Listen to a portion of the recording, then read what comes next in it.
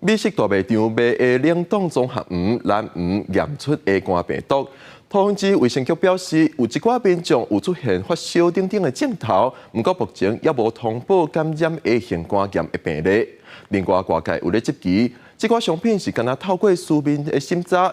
就开放进口。食药署表示，按照一般的查验方式，确实大部分的商品拢只需要书面审查就通进口。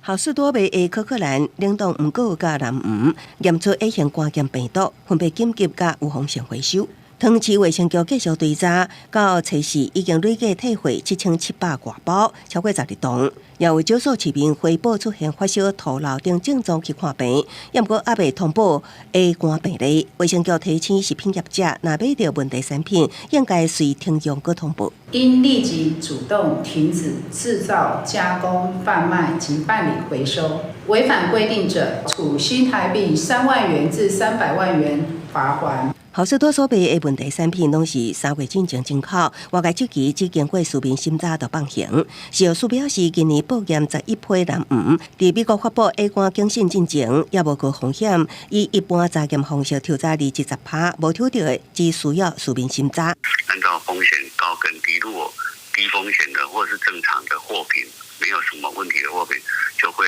顺利通关。像